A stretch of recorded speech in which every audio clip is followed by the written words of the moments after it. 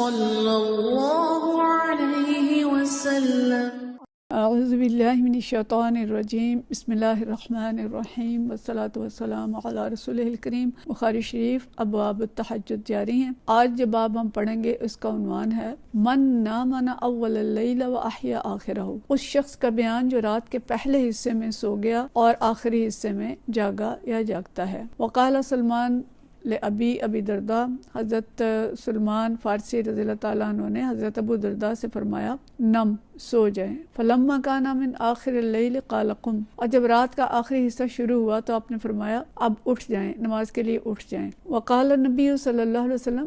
صدق سلیمان، کہ نبی صلی اللہ علیہ وسلم نے فرمایا کہ سلمان نے صحیح کہا۔ یہ تھوڑا سا اختصار کے ساتھ لکھا ہے امام بخاری نے، اور اس میں صورتحال یہ ہے کہ حضرت ابو درداء انصاری رضی اللہ تعالیٰ عنہ بڑے عابد اور زاہد صحابی ہیں، اور حضرت سلمان فارسی اور ابو درداء رضی اللہ تعالیٰ عنہ کے درمیان نبی صلی اللہ علیہ وسلم نے عقد مواخات قائم کیا تھا جو مدینہ شریف کے اندر انصار اور مہاجرین کے درمیان تھا۔ تو ایک دن حضرت سلمان جو ہیں وہ ابو درداء کے ہاں ملاقات کے لیے تشریف لے گئے، تو حضرت ابو درداء نے حضرت سلمان رضی اللہ عنہ کے سامنے کھانا رکھا، تو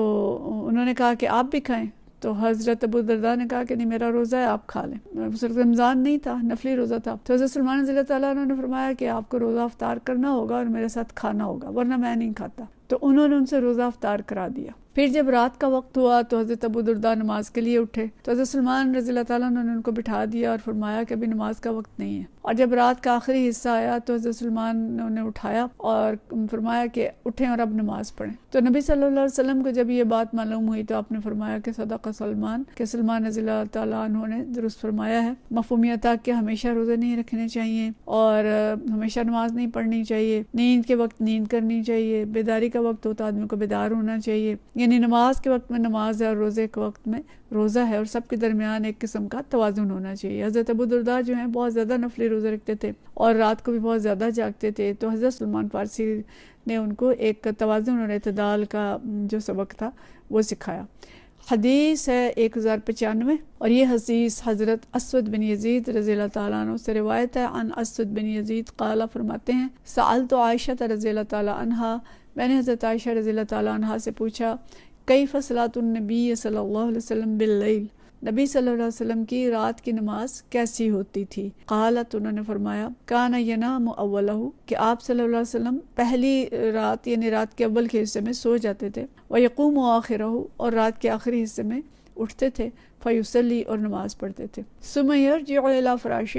اور پھر اپنے بستر کی طرف لوٹ آتے تھے، فاذا اذن المؤذن وصبا، اور جب اذان دیتا تھا مؤذن تو آپ تیزی سے اٹھتے تھے، وصبا، تیزی سے اٹھتے تھے، فإن كان به حاجة اغتسل وإلا تودع وخرج، اور پھر اگر نہانے کی ضرورت ہوتی تھی تو نہاتے تھے، اور اگر ضرورت نہیں ہوتی تھی تو وضو کرتے تھے اور نماز کے لیے تشریف لے جاتے تھے۔ تو اس حدیث کا مطلب کیا ہے کہ نبی صلی اللہ علیہ وسلم نے تہجد کی نماز رات کے آخری حصے میں پڑھی ہے، اور پہلے حصے میں سو جاتے تھے اور بعد میں اٹھ کے تہجد پڑھتے تھے۔ تہجد ماخوذ ہے ہجت سے، اور ہجت کہتے ہیں نوم کو، یعنی نیند کو۔ تو تہجد کے معنی علماء یہ کہتے ہیں کہ نیند توڑ کے اٹھنا، یعنی نیند توڑ کے اٹھ کے جو نماز پڑھی جاتی ہے اس کو تہجد کہتے ہیں۔ تو ایک بات ہمیں یہ پتہ چلی کہ تہجد کی نماز نبی صلی اللہ علیہ وسلم کا جو معمول تھا وہ یہ تھا کہ رات کے اول حصے میں سوتے تھے اور آخری حصے میں اٹھ کے تہجد پڑھتے تھے۔ دوسری بات یہ پتہ چلی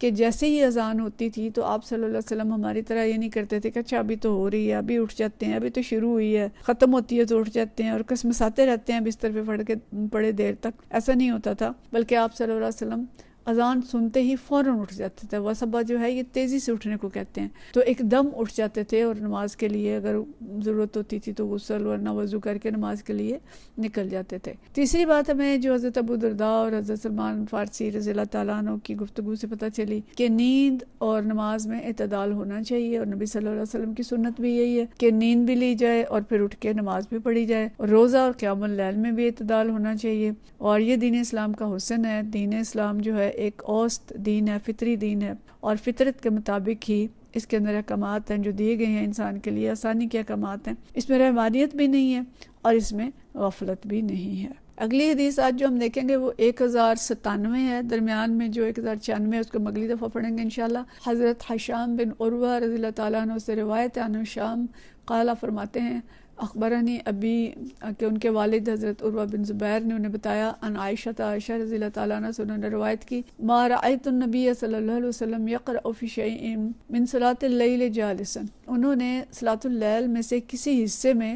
نبی صلی اللہ علیہ وسلم کو بیٹھ کر نماز پڑھتے یا قرآن مجید کی قرأت کرتے ہوئے نہیں دیکھا، حتیٰ اذا کبرا، یہاں تک کہ جب آپ صلی اللہ علیہ وسلم قدرے آپ کے اوپر بڑھاپا طاری ہوا، قرأ جالسا، تو پھر آپ صلی اللہ علیہ وسلم نے بیٹھ کر قرآن مجید کی قرأت شروع کر دی، فاذا بقی علیہ من السورۃ 30 او 40، جبکہ کسی صورت میں صرف 30 یا 40 آیتیں رہ جاتی، 40 آیتن قامت، تو پھر آپ کھڑے ہو جاتے، فقرأہن ثم رکع، پھر انہیں پڑھتے اور ان کی قرأت کے بعد رکوع کرتے۔ تو یہاں سے پتہ چلتا ہے کہ نبی صلی اللہ علیہ وسلم نفل نماز بھی بیٹھ کے نہیں پڑھتے تھے اور کھڑے ہو کے ہی پڑھتے تھے، لیکن جب آپ کے اوپر بڑھاپا آیا اور تھوڑی کمزوری ہوئی تو پھر آپ نے بیٹھ کر جو نفل نماز ابھی شروع کی اور قرات کا ایک حصہ جو ہے وہ بیٹھ کے کرتے تھے، لیکن پھر بھی اگر 30 یا 40 آیتیں رہ جاتی تھیں تو آپ صلی اللہ علیہ وسلم کھڑے ہو جاتے تھے اور کھڑے ہو کے وہ 30-40 آیتیں پڑھ کے اس کے بعد رکوع کرتے تھے۔ اور مطلب یہ کہ آپ صلی اللہ علیہ وسلم نفل نماز بھی اتنی توجہ سے پڑھتے تھے، اس کو بھی بیٹھ کے نہیں پڑھتے تھے۔ ہم یہ باب پیچھے پوری تفصیل سے پڑھ چکے ہیں کہ بیٹھ کے پڑھیں گے تو نماز کا ثواب جو ہے وہ آدھا رہ جائے گا، تو اس لیے نبی صلی اللہ علیہ وسلم جو ہے نفل بھی، تہجد بھی، خاص طور پر یہ ہے بھی قیام اللیل، قیام ہے رات کا، تو کھڑے ہو کے ہی پڑھتے تھے۔ لیکن یہ کہ اگر کوئی بزرگ ہو گیا ہے، کھڑا ہونا مشکل ہے، کوئی بیماری ہے، کوئی مسئلہ ہے، تو پھر تو بیٹھ کے پڑھ سکتے ہیں، لیکن بلا وجہ، بلا عذر، بغیر کسی کمزوری کے، بغیر کسی مسئلے کے اگر بیٹھ کے پڑھیں گے تو نماز کا ثواب جو ہے وہ آدھا ہو جائے گا۔ اس لیے ظاہر ہم دنیا کے سارے کام کھڑے ہو کے کرتے ہیں اور اس میں ہماری ترجیح بھی یہی ہوتی ہے۔ بہت سے لوگوں کو دیکھا ہے کہ چلتے پھرتے ہیں، سارے کام کرتے ہیں، لیکن نماز کے ٹائم پہ بیٹھ جاتے ہیں۔ تو نماز کے ساتھ یہ سلوک نہیں ہونا چاہیے۔ نماز میں خشوع خضوع سے اور ممکن حد تک کھڑے ہو کے اور اللہ سے خشوع کے ساتھ اور اللہ کی طرف رجوع جو ہمارا بہت اچھی طرح سے ہونا چاہیے اور کھڑے ہو کے نماز پڑھنی چاہیے، ورنہ اگر بلا عذر بیٹھ کے پڑھیں گے تو نماز کا ثواب آدھا رہ جائے گا۔ وآخر دعوانا ان الحمدللہ رب العالمین۔